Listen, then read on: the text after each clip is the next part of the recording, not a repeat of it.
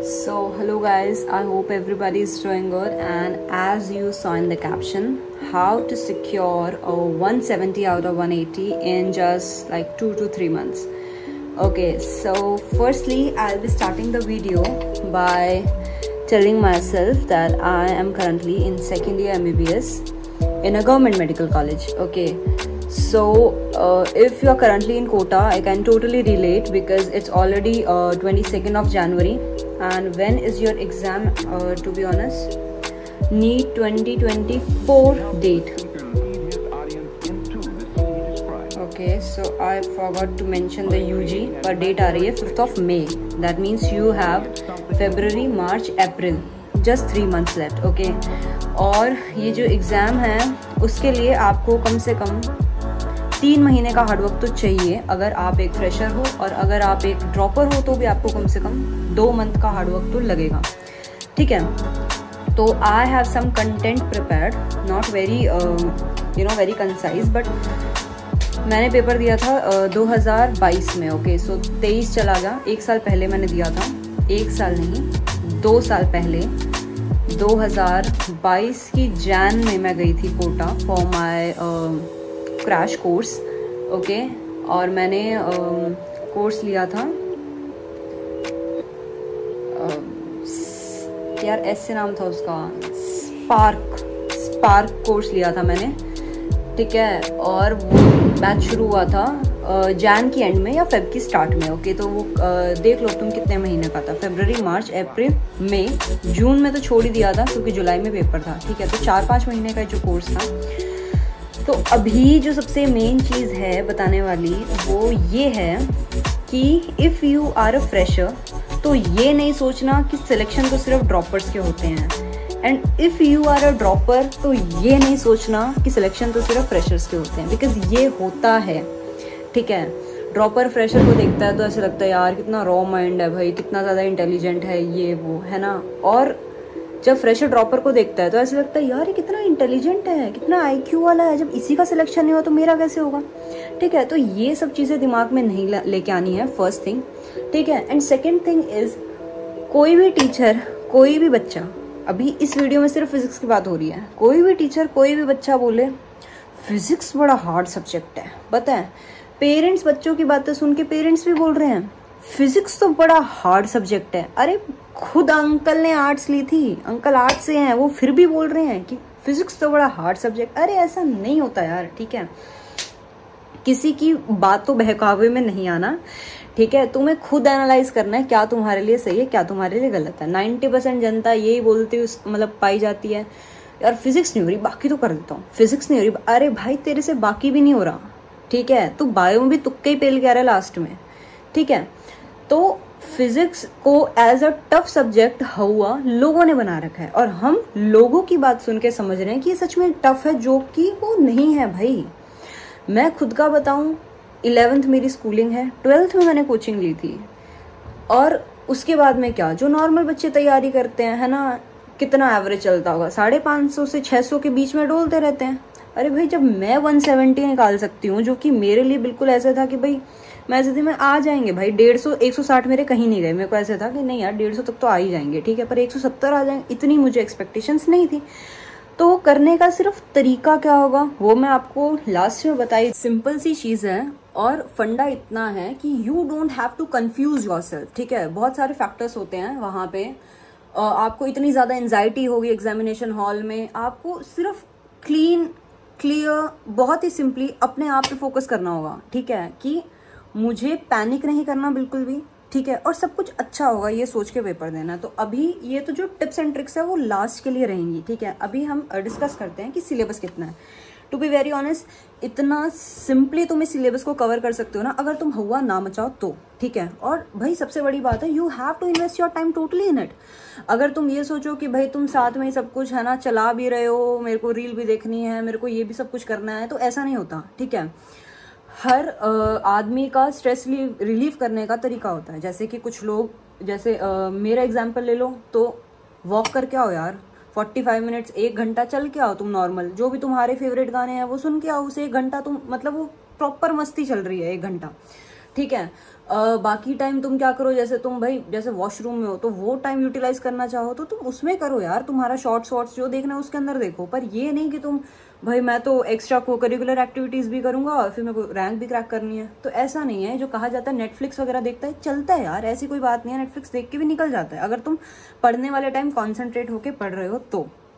So let's begin with the units and measurement, which is the first chapter. See, to be very honest, this is not necessarily a chapter. ठीक है, जैसे तुम coaching में admission लेते हो तो तुम्हें सबसे पहले डिफरेंशिएशन इंटीग्रेशन कराया जाता है, ना कि ये चैप्टर। ठीक है, तो इसका क्या सीन है, इसमें क्या है, एसआई यूनिट्स है, फंडामेंटली डिराइव्ड यूनिट्स है, least count, significant figure, errors, ये सबसे लास्ट का चैप्टर है यार। एक बार तुम्हारा पूरा सिलेबस हो गया ना, उसके बाद में तुम बहुत ही ईजिली कर सकते हो ये। ठीक है, इस चैप्टर में मेन चीज क्या होती है कि तुम्हें डायमेंशंस की नॉलेज होनी चाहिए। और वो तुम्हें कैसी होगी, अगर तुम्हें हर चैप्टर का फॉर्मूला आता है तो तुम्हें डायमेंशंस की नॉलेज होगी। फॉर एग्जाम्पल, तुम्हें फोर्स का हर फॉर्मूला आता है तो तुम उसकी जो यूनिट्स हैं तुम्हें वो भी पता होगी। तो यार कुल मिला के तुम्हें हर चीज़, मतलब हर चैप्टर के फॉर्मूलेज अगर तुम्हें आते हैं तो तुम यूनिट्स एंड डायमेंशंस बहुत ही आसानी से कर सकते हो। ठीक है, सेकंड आता है काइनेमेटिक्स। इस वीडियो में बहुत ही ऊपर से ब्रीफ दे रही हूँ बिकॉज मैंने भी 1 साल से ये टॉपिक्स टच नहीं करे हैं, but still I am capable enough कि मेरे पास PYQs आएंगे तो मैं सॉल्व कर सकती हूँ उन्हें। ठीक है, काइनेमेटिक्स का ऐसा रहता है, देखो कि अगर किसी बच्चे ने 11th में कोचिंग लेती है, जो कि बहुत सारे बच्चे लेते हैं, most of you have taken coaching इन 11, तो काइनेमेटिक्स क्या होता है, बहुत ही एनर्जाइज होता है बच्चा उस दौरान। और अगर तुम थोड़ा सा भी उसको रियल लाइफ में इमेजिन करो, बॉल ऊपर से थ्रो करेंगे कितना टाइम लगेगा, नीचे से गिरेगी तो कितना टाइम लगेगा, पूरा मोशन करने में कितना टाइम लगेगा, तो बहुत ही ईजी चीजें हो जाती है। ठीक है, फ्रेम ऑफ रेफरेंस टीचर देखना सिखाता है, ज्यादा लोड नहीं लेना, फ्रेम ऑफ रेफरेंस नहीं होता मुझे ये वो, अरे कुछ नहीं होता भाई, बहुत ही आसान होता है। Uniform non uniform vector, relative velocity, projectile motion important है। ठीक है, तो पोजीशन टाइम ग्राफ, तुम जैसे जैसे जो टीचर करवा रहा है ना वो करते जाओ। यूनिफॉर्म सर्कुलर मोशन, ये एक अलग ब्रांच बन जाती है। ठीक है, बहुत सारे अलग अलग पॉइंट्स आते हैं इस टॉपिक में। तो भाई अगर तुम्हारा बेस क्लियर है, वेल एंड गुड, नहीं क्लियर है तो मैंने फिजिक्स वाला की वीडियोस देखी थी लास्ट मोमेंट पे, और वो भी जो पुरानी वाली वीडियोस थी, वो चूहा मारने वाली वीडियोस, वो वाली वीडियोस, नई वाली नहीं, क्योंकि उसमें समझ नहीं आ रहा था मुझे। ठीक है, तो काइनेमेटिक्स प्रॉपरली यही है। तुम PYQs लगा लो यार, बहुत ही इजी है ना। अगर तुम्हारे कॉन्सेप्ट्स वगैरह क्लियर है और रिवाइज करते रहो तो कोई दिक्कत नहीं है। लॉज ऑफ मोशन में क्या, ये 3 लॉज हैं। First law momentum, second law impulse, और third law conservation of linear momentum. ठीक है, इसकी एप्लीकेशंस हो गई। अब ये पहला टॉपिक था जो कि काफ़ी इजी रहेगा। अगला फ्रिक्शन के बारे में होगा। ठीक है, तो फ्रिक्शन की सारी प्रॉब्लम्स, ऐसे गिरना, ये वो सब। इसके बाद में uniform circular motion, centripetal force. अब ये सेंट्रीपिटल सेंट्रीफ्यूगल में अगर धक्के से कंफ्यूज होना चाहो ना भाई, इनफाइनाइट तरीके हैं, तुम कंफ्यूज हो सकते हो, पर अगर तुमने डिसाइड कर लिया भी बहुत ईजी है, मैं कर लूंगा, तो तुम सच में कर लोगे। ठीक है, बैंक्ड रोड वाले क्वेश्चन, एक सिंपल सा फॉर्मूला था बैंक्ड रोड का, वो लगाओ, हर जगह आंसर आएगा। ठीक है, अगला आता है work energy power. Work energy power में जो 3 वर्ड्स हैं, तुम्हें इन तीनों के फॉर्मूलाज और तीनों को आपस में कन्वर्ट करना आना चाहिए।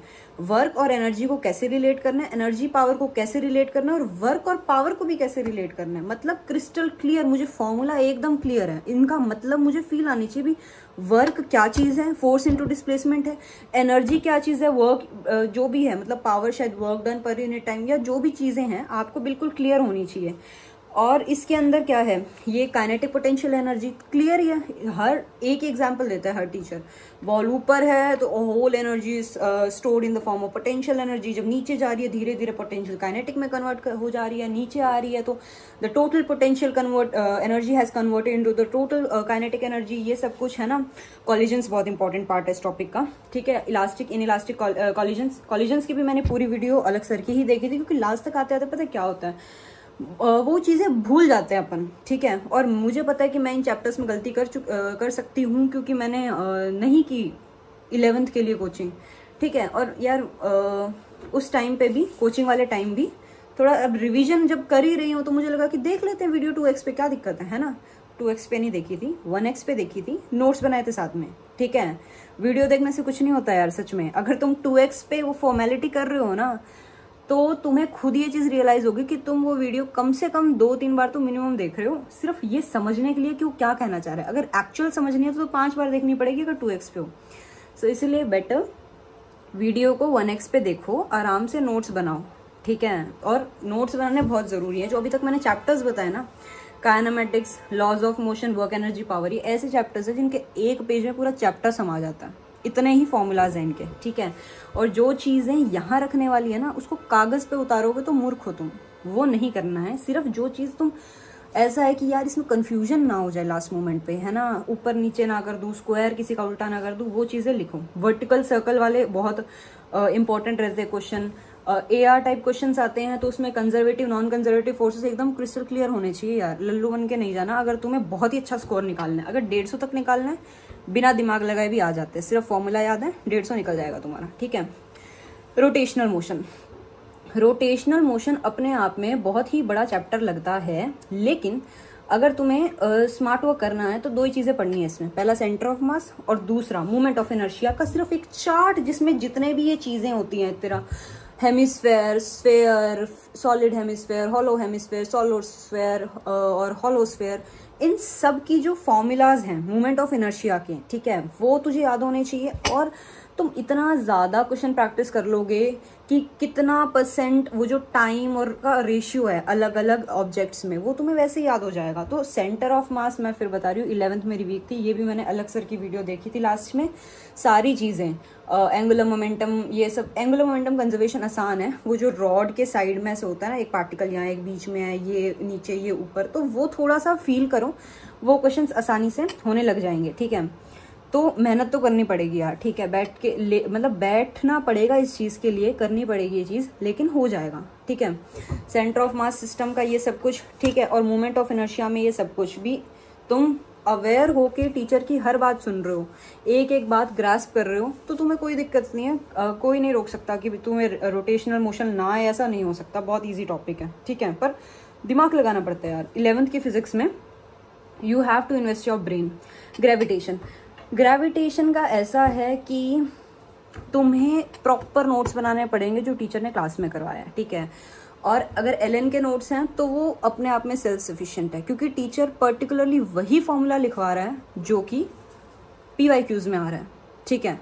डायमेंशनली करेक्ट फॉर्मूला याद करो। एक ही चीज़ के 2-3 फॉर्मूलेज हैं, पर तुम ऐसे नहीं कि 3 याद करने के चक्कर में डायमेंशन से गलत हो रहे हो, फॉर्मूला गलत याद कर लिया, ठीक है, ऐसा नहीं होना चाहिए। एक फॉर्मूला याद करो, पर ऐसा कि तुम उससे सब कुछ डेराइव कर सकते हो, ठीक है।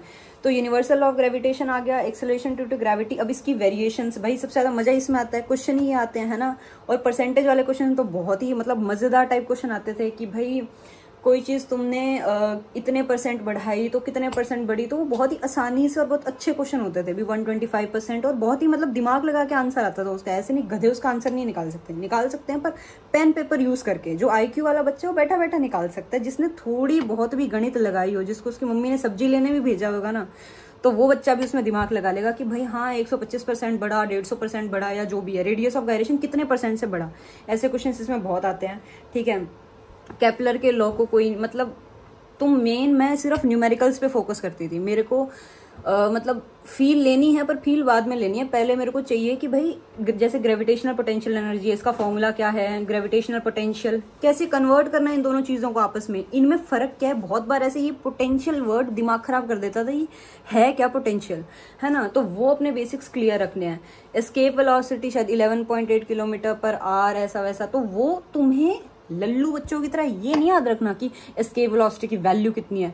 भाई तुम्हारे दिमाग में, अगर तुम एक ड्रॉपर हो या फ्रेशर हो, जो भी है, भाई तुम्हारे दिमाग में कोई बोले ना एस्केप वेलोसिटी, जहां फॉर्मूला लिखा था टीचर ने बोर्ड पे से लेके जहां डेरिवेशन करके लास्ट में 11.8 तक आया, तुझे पूरा याद होना चाहिए। ये नहीं भी याद है चलेगा, जब फॉर्मूला लिखा था उससे लेके नीचे तक का ये मेन जो पार्ट है ना, अगर तुझे वो आता है, भाई तो हो सकता है एग्जाम में तेरे पास टाइम हो, पर तुझे वही नहीं आता तो तू क्या करेगा, ठीक है।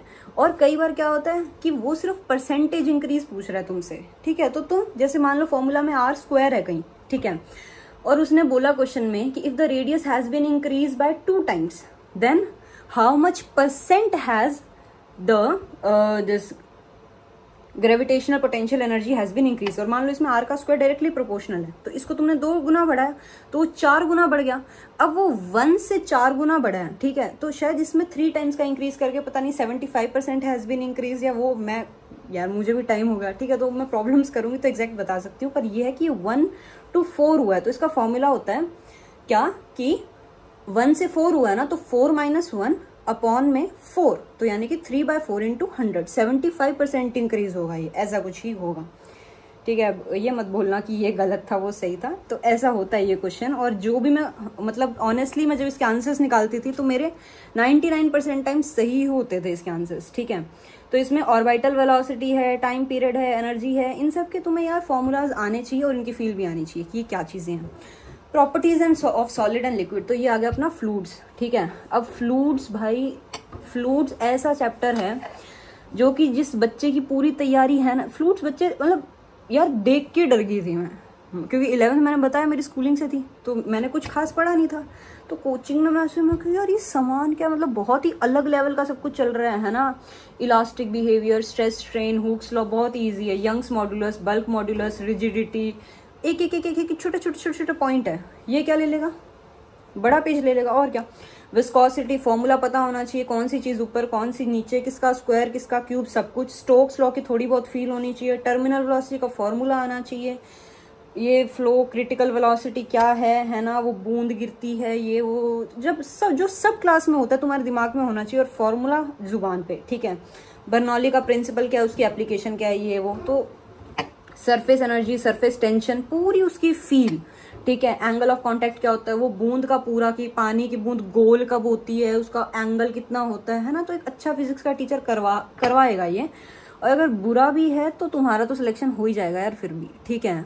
टीचर पे चीजें डिपेंड करती है पर बहुत कम, ठीक है। टीचर को ब्लेम मत करो, अगर तुम ये कर रहे हो 11th-12th में तो टीचर को ब्लेम करना छोड़ दो, उससे उसको कोई फर्क नहीं पड़ेगा भाई, पर तुम्हारा फ्यूचर खराब हो जाएगा, तुम पूरे साल उसी को ब्लेम करते रह जाओगे, ठीक है। इसके बाद में ये हो गया excess pressure across a curved surface, application of surface tension, ये सब कुछ भाई तुम इतने प्रॉब्लम सॉल्व कर लोगे ना, करने पड़ेंगे, ठीक है, और वो हो जाएंगे। तुम्हें कुछ नहीं करना, अगर तुम अपनी टेस्ट सीरीज भी रेगुलर दे रहे हो, अगर जो बच्चे एलएन में हैं वो मेजर्स जरूर दें, अपने बैच के भी दें, दूसरे बैच के भी दें, और ये प्रैक्टिकली पॉसिबल है, ठीक है।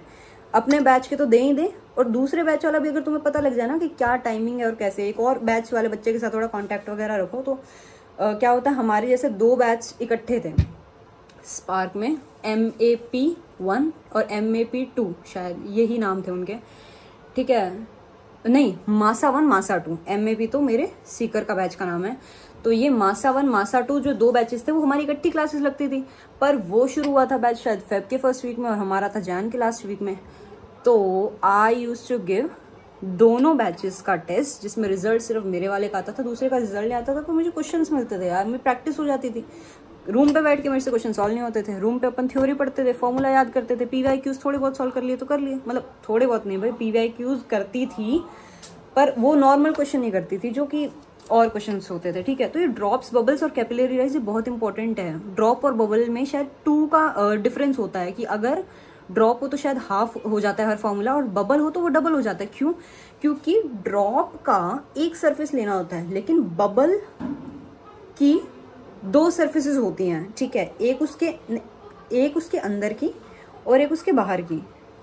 सी I don't get it clearly अभी, ठीक है, पर एक चीज की एक ही सरफेस होती है और दूसरी की 2 सरफेसेस होती है। तो बबल के अंदर भी एयर है और बाहर भी एयर है, लेकिन ड्रॉप के अंदर वाटर है और बाहर की तरफ एयर है, ठीक है। तो ये चीज तुम चेक करना यार, ये कुछ ऐसी चीजें होती है जो बहुत सारे क्वेश्चन प्रैक्टिस करके तुम्हें रट जाती है कि यार इसका है तो हाफ करना, इसका है तो डबल करना। ये भी तुम्हें समझ में आ जाता है कि एग्जामिनर कहाँ तुम्हारा टेस्ट लेगा, किस बात पे लेगा, और यही होता है। और क्या होता है, और कोई ऐसा कोई रॉकेट साइंस तो आती नहीं नीट के एग्जाम में, पर फिर भी बच्चों के क्यों रह जाते हैं, क्योंकि ये बेसिक से कॉन्सेप्ट क्लियर नहीं होते यार, वहां पे जाके सोच रहे हैं, है ना। तो हीट, टेम्परेचर, थर्मल एक्सपेंशन तो ऐसा जिस दिन टीचर पढ़ाने आएगा उस दिन तो तुम्हें मजाक लगेगा, ठीक है, और वो मजाक ही है। तो उसे बस थोड़ा बहुत भाव दे देना और हो जाएगी वो। स्पेसिफिक हीट कैपेसिटी, नाम कितना सुंदर है यार, स्पेसिफिक हीट कैपेसिटी तो अच्छी है। ये कैलोरीमेट्री है, कैलोरीमेट्री थी कौन से वाली, मतलब ये मतलब कैलोरीमेट्री वो थी भाई,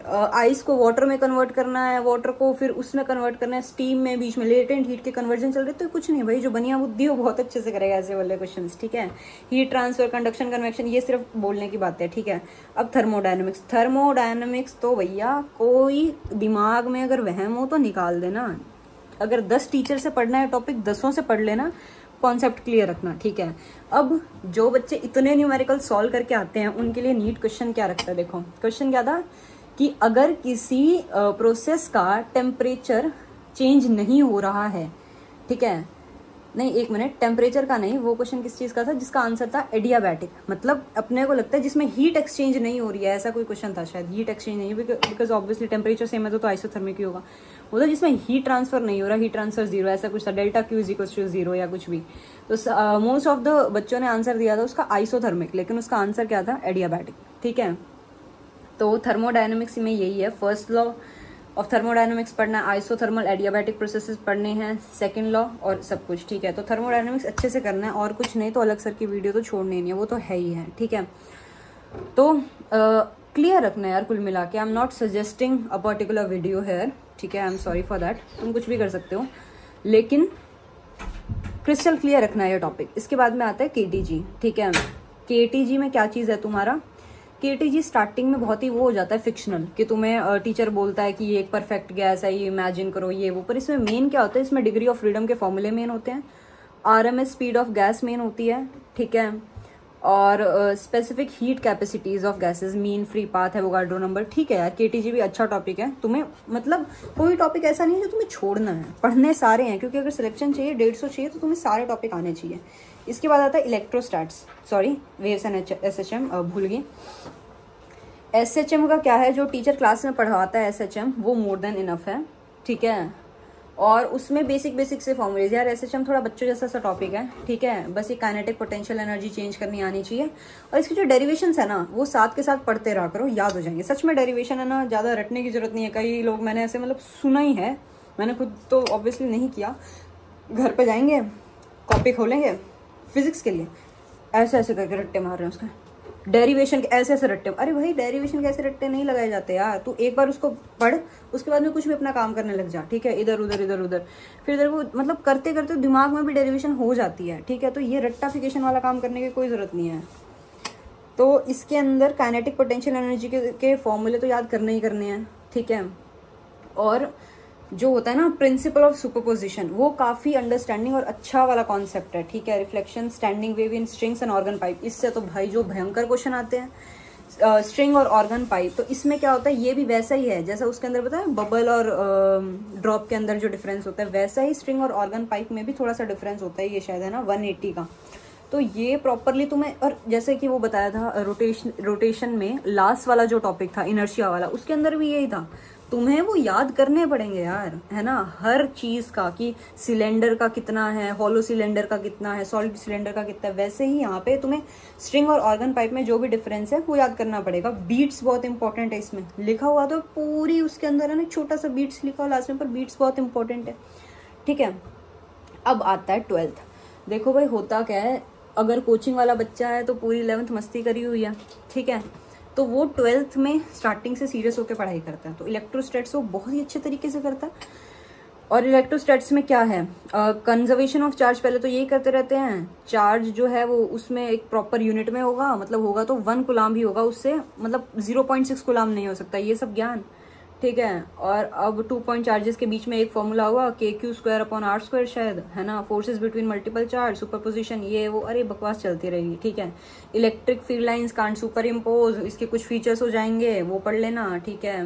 मैग्नेटिक फील्ड लाइंस अलग होती हैं, इलेक्ट्रिक फील्ड लाइंस अलग होती हैं, ठीक है। इलेक्ट्रिक डाइपोल, मैग्नेटिक डाइपोल, तो ये सारा मैग्नेटिक में रिपीट होने वाला है। टॉर्क वाला मतलब जो बेसिक, अगर तुम क्लास जाओगे तो टॉर्क वाला वही जो है टीचर बताएंगे कि भाई प्लस माइनस है, मान लो इलेक्ट्रिक फील्ड इस तरफ है तो electric field positive to negative जाता है, तो यहाँ पे अगर तुम प्लस रखोगे तो प्लस पक्का उल्टा होने की कोशिश करेगा, ये वो, तो उस कारण जो भी टॉर्क वगैरह आएगा वो सब कुछ तुम्हें पढ़ना है, ठीक है। तो इलेक्ट्रिक फ्लक्स, अब इलेक्ट्रिक फ्लक्स एक चिंदी सा टॉपिक है, क्लास में टीचर भौंक के मतलब पागल हो जाता है कि एक क्यूब है उसमें से मान लो ऐसे लाइन जा रही है, इलेक्ट्रिक फील्ड जा रहा है, ये वो, तो उसमें से फ्लक्स बताओ।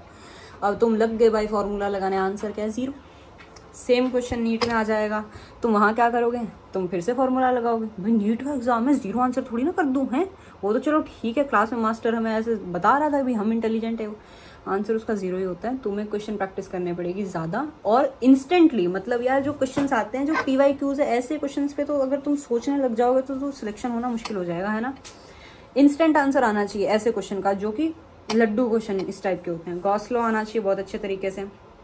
Infinitely long uniformly charge straight wire, uniformly charge infinite plate sheet, uniformly charge thin spherical shell, बहुत इंपॉर्टेंट है, ठीक है। डेरिवेशन एक बार समझो जब टीचर करवा रहा है, एक बार घर पे आके पढ़ लो, ठीक है। एक बार पेपर से पहले मेजर्स के अंदर पढ़ लो, लास्ट में सिर्फ फॉर्मूला याद रखना, दैट्स ऑल, ठीक है। और पता है मैं तो ये कहती, फॉर्मूला तुम मत याद करो, तुम 0 कहाँ का ये याद रख लो, ठीक है। और फॉर्मूला का थोड़ा सा आइडिया तो ऑब्वियसली होना ही चाहिए। Electric potential, calculation for a point charge, calculation for the electric dipole and system of charges, ठीक है। पोटेंशियल डिफरेंस वगैरह, इक्विपोटेंशियल सरफेसेस के जो क्वेश्चन आते हैं वो, ठीक है। Electric potential energy of a system of 2 point charge. अगला आता है कंडक्टर इंसुलेटर। अब ये अलग ही ऐसा नेट जियो चलेगा, डाइलेक्ट्रिक के बारे में क्या होते हैं डाइलेक्ट्रिक, ये वो आएगा कुछ नहीं। कैपेसिटर के बारे में क्वेश्चन आएगा बेसिक सा, ठीक है। Parallel plate capacitor. अब भाई पैरेलल प्लेट कैपेसिटर इतना उलझाऊ टॉपिक है, मतलब जिसके समझ में आ गया वो भी भूल सकता है भाई, वो भी भूल सकता है अगर रिवाइज नहीं किया तो, ठीक है। तो इसके अंदर डाइलेक्ट्रिक मीडियम वाला क्या है, अलग अलग टाइप के डाइलेक्ट्रिक मीडियम, तो ये बहुत ही इजी टॉपिक है कैपेसिटर, लेकिन ट्रिकी टॉपिक है और क्वेश्चंस आते हैं इस पे। PYQs उठा के देखना, ऐसे ऐसे क्वेश्चन आए हुए हैं ना, मतलब तुम रट्टा मारना चाहो रट्टा भी नहीं लगेगा उसका, ठीक है। तो किसी एक टीचर की, अब देखो बच्चा पढ़ता पढ़ता पढ़ता लास्ट में उसके दिमाग से निकल ही जाता है, और जो कॉपी में भरा होता है वो भी समझ में नहीं आता ये मैंने क्या लिखा था, क्यों लिखा था। इसीलिए किसी एक टीचर की वीडियो देख लो लास्ट में कैपेसिटर की, ठीक है। मतलब मेरा तो पर्सनल जो यार मैंने एक्सपीरियंस किया मैं तुम्हें वही बता रही हूँ। अब ऑब्वियसली यार अगर तुमने इतने अच्छे नोट्स बना रखे हैं और तुम पूरे टाइम 2-2 हफ्ते से रिवाइज कर रहे हो तो उससे बढ़िया तो कुछ हो ही नहीं सकता। पर मैं बीइंग एन एवरेज स्टूडेंट जो होता है मैं वो बता रही हूँ, इतना टाइम नहीं मिल पाता है to revise it back to back.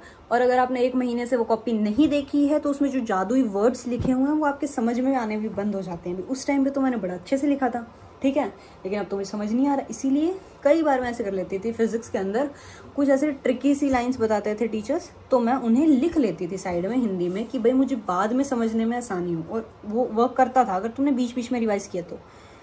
अगर बिल्कुल खोल के ही नहीं देखा है तो ठीक है।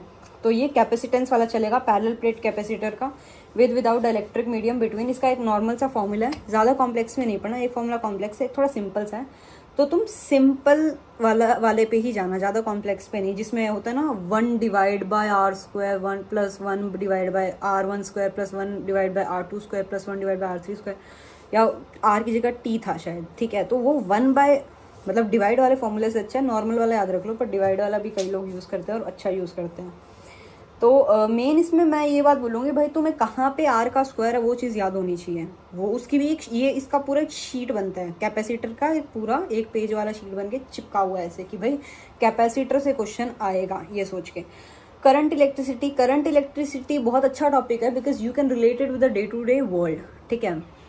जो भी तुम्हारे आसपास हो रहा है तुम उससे रिलेट कर सकते हो, और पूरी इंजीनियर वाली फील आती है इस टॉपिक के दौरान, ठीक है। पहले इलेक्ट्रिक करंट तुम्हें बता देंगे क्या चीज़ है, ड्रिफ्ट वेलोसिटी, मोबिलिटी, ये सब कुछ है ना, इसके फॉर्मूले सब।